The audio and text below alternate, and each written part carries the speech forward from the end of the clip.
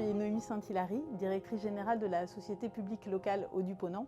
Nous avons fait appel à la société Xylem pour réaliser l'inspection d'une canalisation que nous appelons la 900. Cette canalisation, elle est vraiment stratégique pour tout le territoire de Brest Métropole et également les alentours. Elle nécessite donc que nous investiguions, que nous connaissions son état précis pour pouvoir prévoir les réparations, pour pouvoir prévenir des fuites, pour pouvoir prévenir des casses. Et c'est cette opération d'inspection qui va nous permettre d'en connaître tout le détail. Cette opération d'inspection consistait en 2 étapes. D'abord une inspection avec la Smart Bolt de Xylem et puis maintenant avec le Pipe Diver.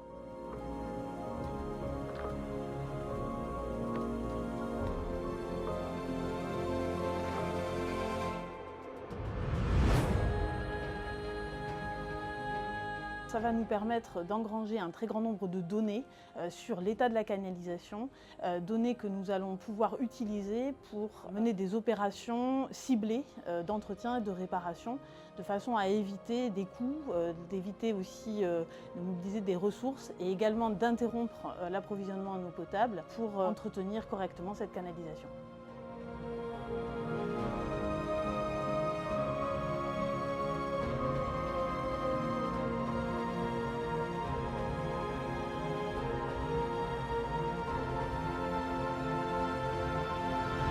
Bonjour, je m'appelle Yann Ezan, je suis responsable de l'activité analyse structurelle pour Xylem France. L'inspection aujourd'hui consiste à faire passer le robot Pipe Diver, qui permet de faire une analyse structurelle de la canalisation. Il y a eu plusieurs étapes. On a donc déjà commencé par le montage du robot pour qu'il soit centré à l'intérieur de la canalisation. On a besoin de procéder à une étape qu'on appelle l'équilibrage, où on le mène en bassin et on vient rajouter différents poids pour qu'il soit centré à l'intérieur de la canalisation pour faciliter l'inspection et l'analyse des données. La deuxième étape consiste après à insérer le robot Pipe Diver dans son tube de lancement. C'est un tube qui fait à peu près 3 mètres de haut, qui nous permet en fait, comme une seringue, de venir l'injecter à l'intérieur du réseau. Une fois que le robot Pipe Diver en fait est inséré dans son tube de lancement, il faut repositionner du coup cette conduite verticalement sur la conduite principale, la 900. Donc pour ça, on a dû utiliser un bras grue pour venir se positionner sur cette installation. Une fois que donc du coup le tube est installé sur la canalisation, on procède à un système de vérin qui vient pousser le Pipe Diver à l'intérieur du réseau, pour ensuite du coup le laisser prendre place pour faire son inspection.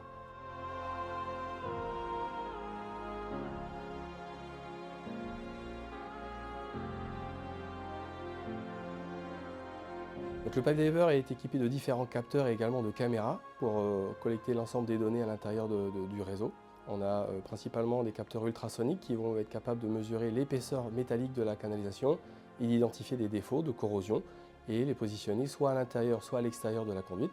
On va également se concentrer sur l'ovalisation de la conduite, savoir si les efforts extérieurs seraient venus travailler sur la canalisation ou endommager de façon prématurément la conduite.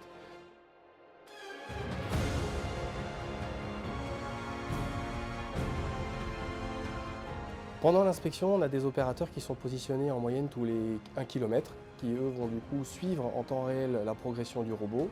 Et par ces checkpoints, permet de valider la progression et le bon cheminement du robot à l'intérieur de la conduite. Ensuite, on va donc procéder à la dernière étape, qui s'agit donc du coup de la partie extraction. Dans la configuration aujourd'hui avec Haut-du-Ponant, il a été sélectionné une conduite dépressurisée. Donc le robot va être stoppé à l'intérieur de la conduite par le biais d'un filet qu'on a déjà monté à l'intérieur du réseau. Une fois validé sa position, on va venir le bloquer et ensuite arrêter la conduite, dépressuriser la conduite et extraire le robot directement au-dessus du réseau.